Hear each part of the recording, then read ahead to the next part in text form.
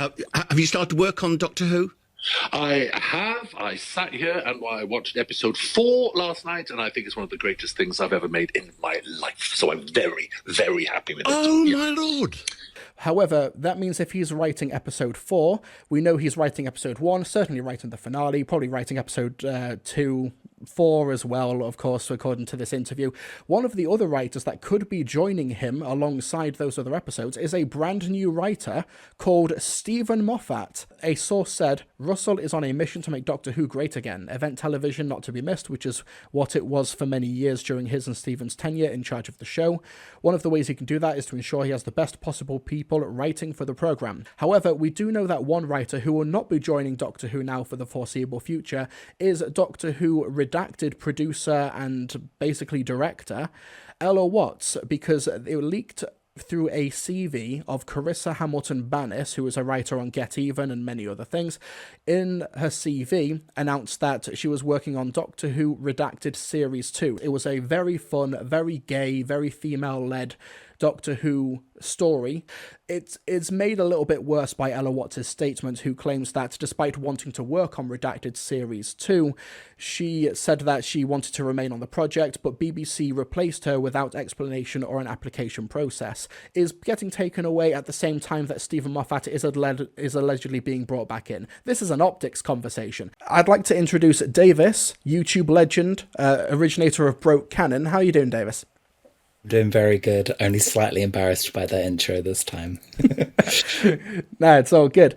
So you've seen everything unfold over the past couple of days. I know that it's not strictly speaking connected, Ella Watts no longer being in Redacted and Stephen Moffat allegedly being brought to Shooting at Wazira, but I know that you have a lot of thoughts about the changing of the guard and who should be seeing Doctor Who into the future, and you can explain it way better than me. That's why I brought you on.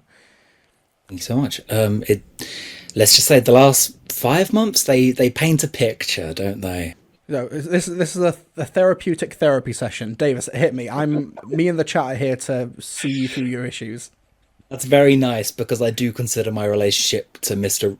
Davis Freudian, so then maybe that is quite apt. I do like the background. I like the books in the background as well. A little bit, yeah, a bit on the nose, but that's fine. I think it's definitely concerning. I don't think anything evil, cruel, or bigoted has been done or said. I think there must be so much more to this than we see, which are just... I know Russell T Davies isn't the reason that David Tennant's been in all the expanded media for the last 3 years. Of course, that's not him. He does bear the responsibility of being the front man.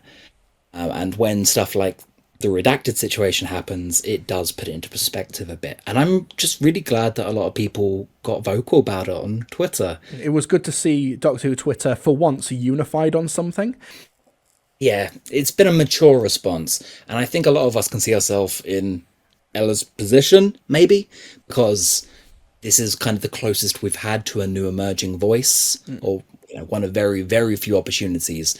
One of very few bones have been thrown to upcoming fan writers in recent years. It's sad to see one of them just absolutely be written out with actually shown a horrible lack of respect. Yeah, one reason I wanted to chat with you specifically is because you brought something to my attention a while ago. It might have been in another video or something, where you mentioned like the Fitzroy Tavern Club. It was a club in the 90s or early 2000s where Doctor Who writers would come together and geek out and chat and everything. You know, Paul Cornell, I think Rob Shearman was there, Rusty Davis, Stephen Moffat, and how it seems like a lot of that original team, now 30 years removed, it's still them writing for the show. And I understand maybe having one of them as the showrunner, but I think it's the idea that we should really be looking for new voices moving forward. Absolutely, that's where I come into it. We do have to be careful with the F word. The F word in this case being Fitzroy. It's become more of a metaphor these years. There's no proof that Russell Davis was ever there, no proof that Chibnall was there. It's mates through mates. Yeah. It's awfully chummy. Yeah. So as long as you understand they don't all have to be in the same pub giving each other all the same jobs. Yeah. To understand there might be a bit of a building problem here. I joked the other day, Doctor Who's the only programme in the world where its fans would take issue with their favourite actor being written by their favourite writer back in their favourite show. Yeah. Name another show where that's a problem, where that could ever be a problem. And I just want to, before we get into the thick of it, to clarify, I know this makes us look like resentful, even bitter fans, and I've actually been like thinking about that so much over the last week. But also Russell Davies, I think, comes across as resentful in most of these recent interviews. I think he seems resentful about the age of streaming, or the next generation of kid writers. I think he's resentful about the UK, and I think he's quite confused about it because everything he seems to say in interviews doesn't line up with the Russell Davies we've grown up with, who's been very, very open about how he views the industry. Well, there was even that, I just remembered it now. There was that interview with Mark Gatiss and Russell T Davies in the Sunday Times in January, talking about the idea of like he hates TV writers who are just like making their way in because they are wanting to increase representation. And I think that might have been a strong like wording just to make an entertaining interview, but I think there may have been a bit of truth in it. There's a lot to unpack there. That's the one that really like pricked my ears up. Specifically, they don't know how to write. Yeah, that could be a quote completely taken out of context. But then you also have to, come to terms with the fact that he's interviewing with the right-wing press. And I think we've seen a massive shift in gears as to how Russell T Davies at least is going to operate, where his priorities lie, and how he's going to make Doctor Who work again is by playing the conservative game. To some degree. So the fact that he's even like talking to these papers is, I mean, in this book, Writer's Tale, he's talking to Benjamin Cook about, they're actually at it, like saying, your late partner, rest in peace, didn't want you talking to the right-wing press, because obviously the huge history of homophobia from those rags, frankly. So the fact that he's not only given them this interview, like all smiley and charming, and giving them exactly what they want as well, give them exactly what these right-wing press would want to hear. How can it seem like anything else other than a ladder pull? Yeah, I also got the sense as well reading that interview, like, yeah, a lot of people's first scripts or early ones are not going to be the best. Like, I've listened to The Mind of Hodiak, Russell. I know your first scripts weren't the best thing ever. We're a long, long way away from the V&A age. Him outing his own students that he's mentoring is only about the fifth weirdest thing in the piece as well. Yeah. Particularly strange comment from Gatiss about working the bins. And it does become about status then, doesn't it? Yeah. These people hold power within the industry, and I'm not entirely sure I feel comfortable with them calling these shots or telling us how the industry should be. Yeah. And what the problem is with this new generation, I don't know. Well, when it comes to other approaches, for like Chris Chibnall, since leaving Doctor Who, has collaborated now with ITV to fund and create and workshop showrunner workshops for upcoming writers, like basically an ITV equivalent to the BBC Writers' Room, to try and get the new generation of talent. Because once you've got all these writers here, how do you actually get them fronting and heading TV shows? There's no formal, proper pathway to it. So Chibnall is trying to do that. Moffat's era, in terms of the scripts at least, is also about future-proofing the show. It's about putting the mechanics to bed, the Time of the Doctors and the Doctor Falls. These are opening the show up, bringing in new voices. Chris Chibnall carried the torch on from Twice Upon a Time, and then what you get in Series 11, Series 12, you get hugely diverse new pieces of Who that you couldn't have had before. So when it feels like, I mean, for me at least, I can only speak for myself here, the last 5-7 years of Who, it feels like it's been taking a couple steps back at times. This is the one regard Doctor Who really cannot afford to take steps back on. It's been nearly 20-25 years of the same few writers, and that is pretty much in every medium as well. It's why I think sometimes I do gravitate more strongly to the books or to the comic lines. I'm currently looking at Cutaway Comics, Brian Blessed's comic book faces looking at me. He plays Omega in those. Yeah. And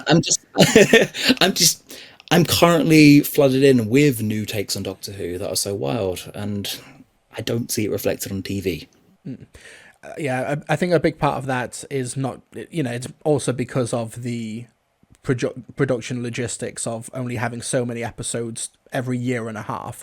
In that Radio Free Scaro interview that Chibnall did at Gallifrey 1, he said that before lockdown was announced, he was having meetings with Pete Mateague and Vinay Patel, these writers who he had been working with over the past couple of years for Series 13. It doesn't have to be entirely new names moving forward with Russell. I've heard rumours that he's writing 6 or 7 of the next few episodes, if it's only going to be 8 or 9 episodes, including the Christmas special in the next year. So, yeah, if it was a writer like Jamie Matheson, or even someone like Neil Cross from Series 7, that would be ideal. But going back to the same pool of writers who met in the tavern in the 90s, I don't think it's a great sign. No, the closest inspiration I would go for here would be, well, of course, Ella. But second of all, Sarah Dollard is a great example of basically a fan writer, one of us, really like breaking down the barriers between fan writer and writer, which, I don't believe in anyway, because fan writers are fan writers anyway. Russell T Davies is a fan writer. But it does feel like the old guard are kind of proving that the showrunner role doesn't quite work as is. And I know that's a huge sweeping statement to make as someone who is not involved in the production. It seems paternalistic. It seems maybe like, how do we even find people who want to do this job? If, there's a billion different quotes, there's no shortage of complaints of Moffat. It's an insane, ridiculous amount of work. No one would want to do this. There's really no one forcing them to. But in sweeps Russell T Davies, giving us back his future for the show. Not just his vision again, we've seen his vision, we're getting Vision round 2, but also next lot of talent is going to be handpicked by him.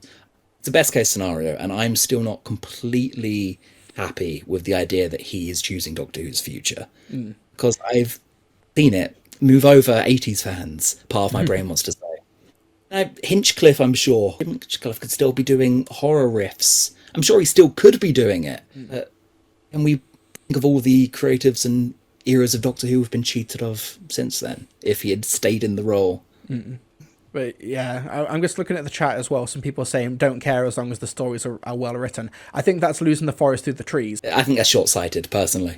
Yeah, but I was gonna say exactly that, because you could get some terrific stories and from experienced veteran writers for the next 2 or 3 years. But what about when they want to move on and now you've got nobody to take over from Russell once everything's done?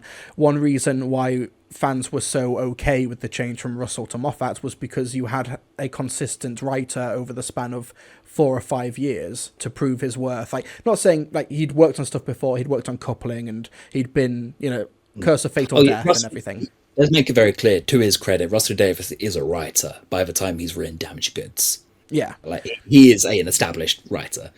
But then even so, we've got those comments to perhaps shift gears a little bit. We've got those comments in the interview about they're just angry. The next generation, they can't write because they're angry, because they feel left out. They just want diversity. Even if we go with his train of logic about this imagined group that do not exist, Damaged Goods involves the AIDS epidemic. Yeah, I was about to say this comes from years and years, and it's a sin writer. Yeah, it's a bizarre comment for these two men to make. And I do think the end goal will be get more representation, bring Who back, great stories like everyone comes to saying. Let's say Tennant is bait, when really the real goal is to get a trans lead in, and then that can lead to more diversity, more representation on screen, more spin-offs. That's more diversity. That's Russell Davies's line of thinking from everything I've been watching in the last few weeks. Aging white men first. By their rules, their way. It does feel like, yes, Russell Davies, he's saying, I will broaden out Doctor Who for the next generation, for more and more voices, because he is a champion, a lifelong industry champion of diversity and, English entertainment. But after he's done with it does seem to be the gist. Like, once I'm done, then you can play with the toys. Yeah, it seems. I know that a lot of people in the chat going like, it's not even started yet, but we're on about like the messaging and the optics and like moving forward as well. We need to try and like, we still are going to be waiting until November before we see anything actually tangibly on screen. But if we're going with the vibes now, and also like, let's just say that if the rumors are true and that Russell is writing 6 to 7 of the upcoming 8 to 9 episodes, like, it's going to be an entirely like Russell fronted brand new series for Ncuti Gatwa. And I'm okay with him writing the majority of the scripts, but where does that leave everybody else? Especially if Stephen Moffat ends up being one of those new writers as well. Exactly. We don't have insider knowledge. These are all just concerns, growing concerns. Let me make it clear. I need to enjoy this era. I need to be able to let myself enjoy it. Because otherwise, I'll go spare. Yeah, like, the reason I don't want Stephen Moffat back as a writer is not because I dislike his work. It is literally the opposite. I think he has got more credits than any other writer in TV Doctor Who ever.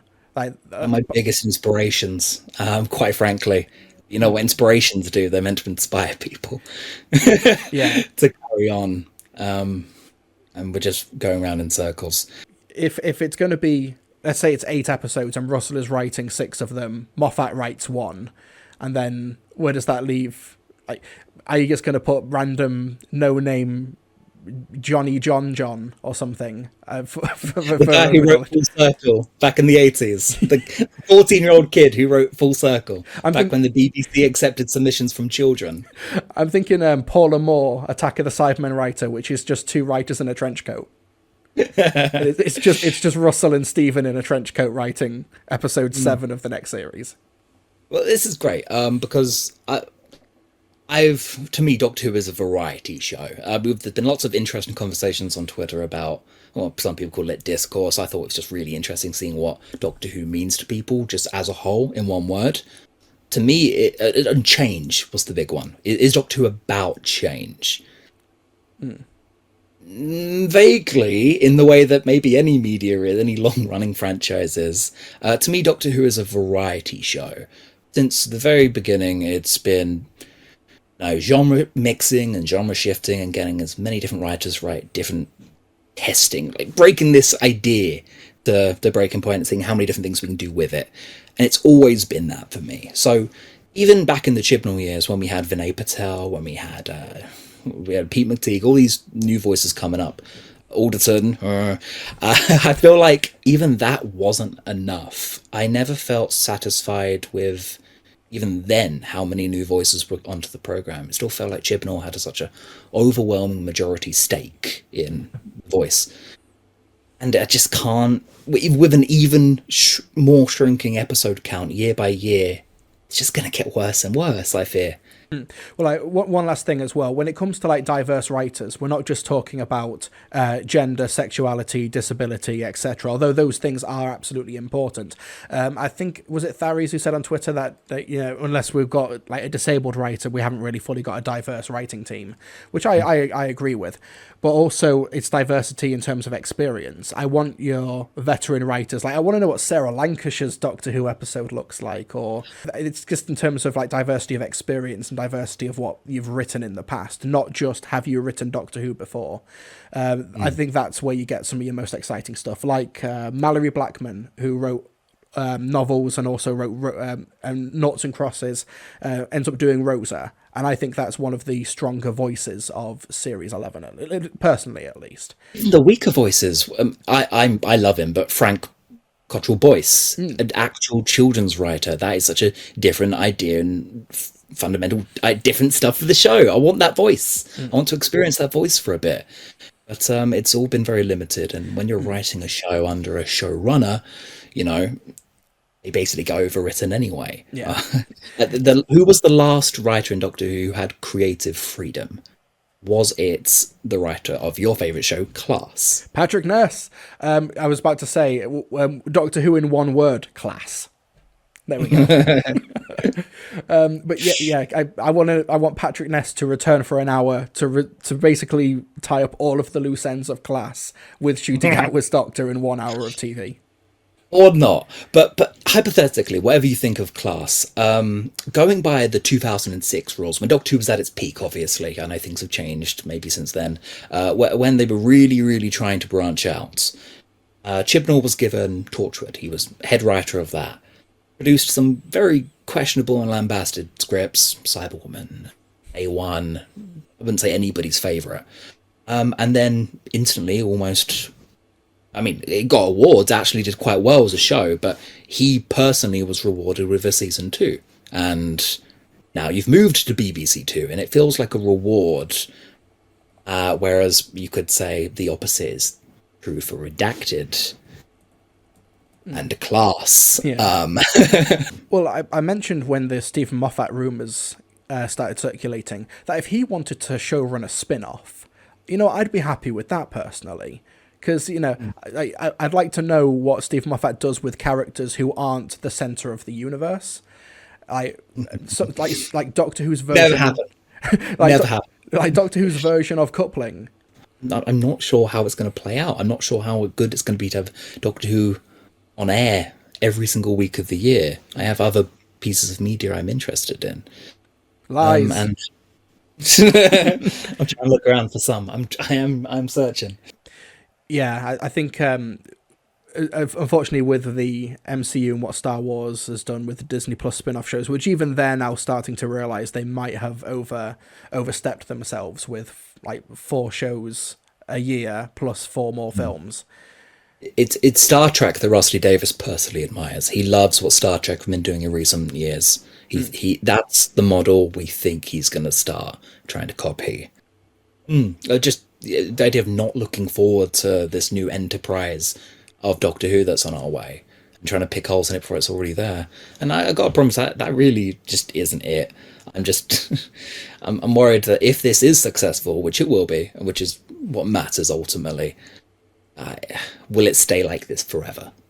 Once the Bad Wolf Studios, Russell Davis, Disney Plus train gets going, will we be able to get off it?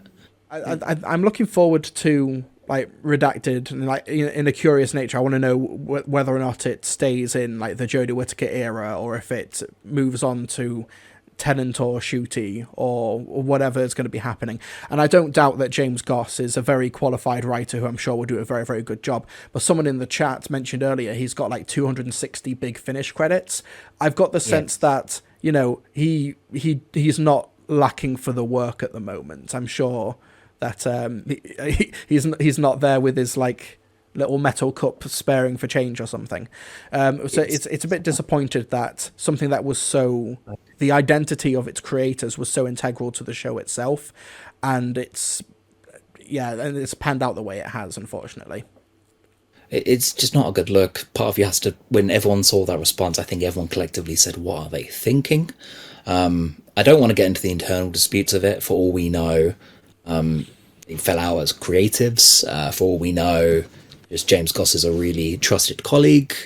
This is all good, but it just doesn't tie into this narrative very well. It's we're trying to root for new emerging forms of Doctor Who, and it seems like they're being shut down or replaced.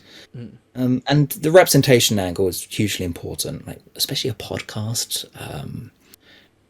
Taking away a producer, like, it's already such a small knit group. I'd imagine the creative team. Yeah, would remove someone so formative to it all. Just, how would you call it, redacted at that point? Yeah, I also think something like Redacted as well is such like a niche thing. It's not like you've replaced Ella Watts with like Jed Mercurio from Line of Duty or something. It's not like you've replaced Ella with this massive industry name that has recognition value with the general public. No disrespect to James Goss, but the average person's not going to know who he is or what his contributions to Doctor Who have been. It's a niche within a niche, so I don't know why they had to go about it the way that they did. It's a trusted hand, and that seems to be all the BBC care about. You've got to wonder if it's shaken confidence in the brand in general. I think representation is hugely important, obviously, especially when it comes to Redacted. But I can't quite speak to some of it as a cis man myself. Don't worry, I'll be the obnoxious one for both of us. No, I want to make that real clear. But for me, it is the generational divide I can speak to. And that's what rubs me the wrong way time after time. This was Redacted feels like the bare minimum. And even that's been shunted in nasty terms. That's not very charitable, is it? Not a very charitable read, but it's how I feel. Yeah. Well, and also Juno Dawson is still attached as well, so that's really cool. And I know that she was meant to do an episode of Class Series 2 before that didn't pan out. We were robbed spiritually, I think, from no Class Series 2.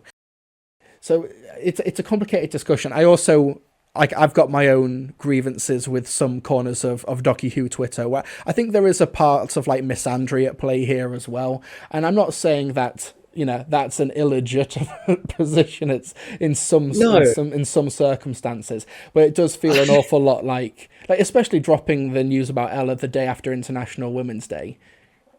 Yeah, no, I've actually come around entirely on those points. It was a certain sex of vocal Chibnall fandom that led the charge, even if not everybody is thinking for the exact right reasons. Let's put it that way. You can't take away from Russell Davis's achievements in diversity, not one bit. I don't think that should be the narrative here at all. I think when people bring up genuine issues of representation, misogyny, etc., it gets written off as drama, or people automatically think we're attacking a person rather than an idea. Yeah, I definitely agree with the first bit. I think it's because there's so much like drama mongering online anyway, so when something genuinely messed up does happen, it's kind of like Boy Who Cried Wolf, but with fandom.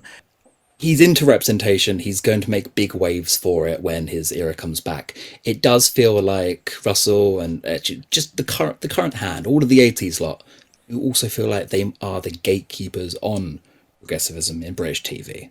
And we've got the hypocrisy of him calling out diversity in TV. Like they just want diversity. They don't care about TV. They don't care about the medium. They don't care about stories. It just seems incredibly unfair when we've had such people working, like Ella herself, working on Doctor Who and giving us such bold selling points. The selling points of Redacted is the voice of it all. And Redacted is not just a story about a bunch of queer about a bunch of queer women. It's a bunch of queer women who are massive Doctor Who fans. Like it's literally a meta commentary on fandom. Yeah. I can't remember the plot of Redacted per se. I can absolutely tell you a lot of things about the characters and just what they mean to each other. And then I'll be very sad to see like that a perspective taken away, if not actual quality. I think those have to be two very different things. Yeah. I also want to stress as well to the chat who are saying this might be being blown out of proportion. It's not just a Doctor Who industry issue. It's a general industry issue. With the lack of funding happening in the media and TV industry at the moment, those gateways and pathways for new writers and new creatives are dwindling day by day. You will get things like the BBC Writers' Room, but how many of those success stories get actually followed up on? How many of those success stories get a script or a series commissioned a couple of years later? Not many. Has anyone in the chat been through the writer's room process? And, actually see how pretty merciless it is. Yeah, and I think that's why I really appreciate what Chibnall's doing with his work with ITV. Okay, you want to try and address the balance of, say, like female camera operators in the UK TV and film industry, because they're like, for every 20 camera operators, like 19 of them are male and one of them's female in the UK. That's a rough statistic, but you won't really know if these efforts to try and get more in the industry are going to work until several years from now, once they've worked their way up from camera assistant, camera trainee, working their way up to DOP and camera operator and stuff. These things move glacially, and you're not going to know for a long time. So when we're seeing that even the beginning processes of those steps aren't really functioning at the moment, it means 5-10 years from now, where is the new talent going to come from? We're both people who have been brought up on Doctor Who, namely, ironically, by Russell, most likely. He is like a spiritual father figure, even. Is there like a term for Oedipus complex, but for dads? We must usurp him and replace him. Is exactly the thing. We've both had our creative sparks from it, you and I. We both work in the creative industry currently. Not in a writing capacity, obviously. But we've been raised on all these brilliant behind-the-scenes materials, all these VAMs from Russell T Davies's era of Doctor Who. And that's, I think, what inspired, like, when he's talking about all these kids that can't write because they're all so angry of being left out of the industry, they're resentful. You think it might sound like we're pushing at straws. He's said as much himself. They are angry because they're not allowed in. But he just doesn't seem to see his place in it in these interviews, his role in it. I think there's quite a right for some people to feel quite wronged or shut out. If I can just quickly link you in the chat. No, go for it. Here's a Doctor Who Confidential video. A quick little... No, that is your own video. Back in... You're linking me my own stuff. Check out this great stream I'm watching. Honestly think you believe... Winnie, shush. Sorry. Sorry, I'm just...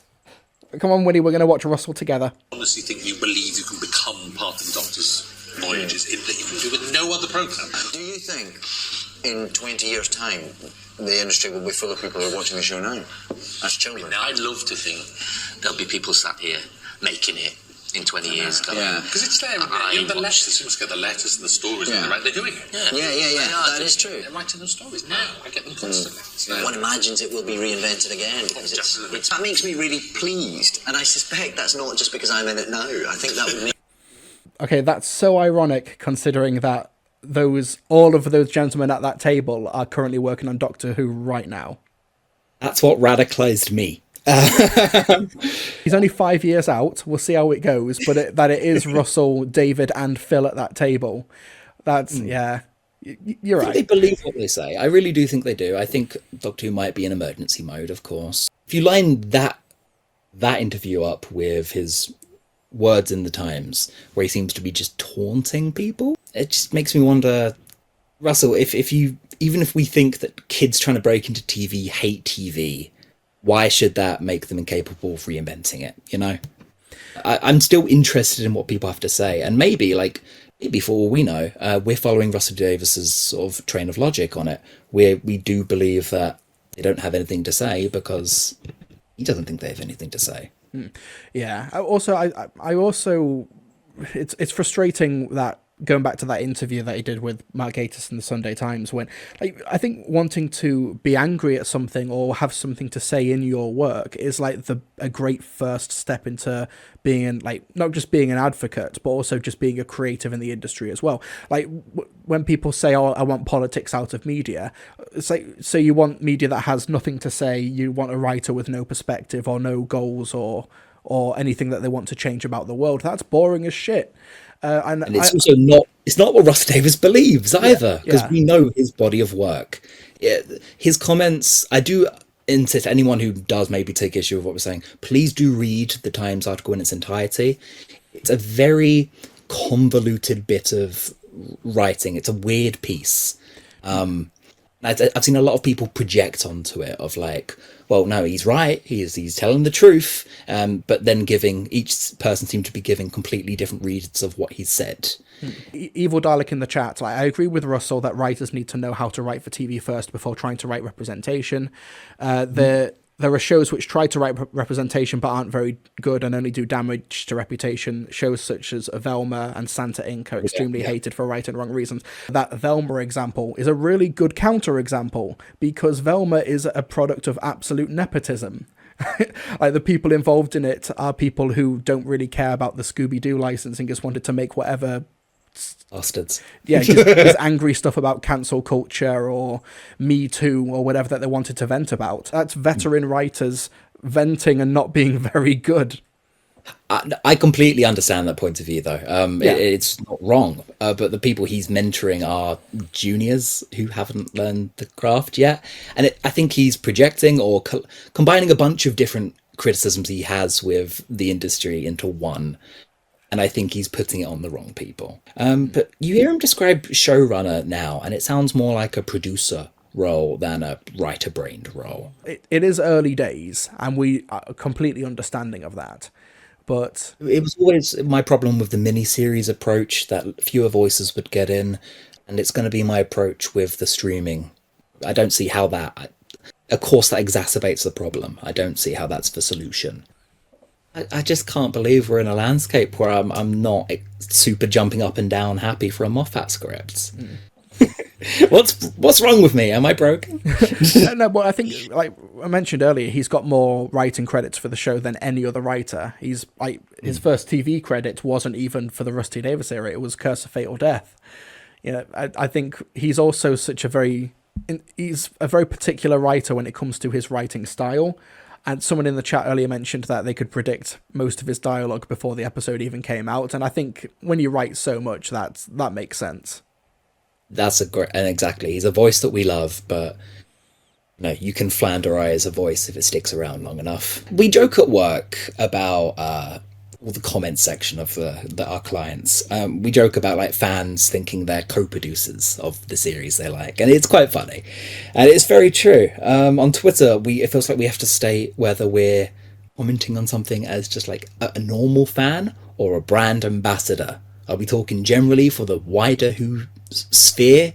And I think it's all very silly. So I catch myself doing this sometimes. You know, I'm worried about the future of the show as a brand. I'm worried about the show as a fan.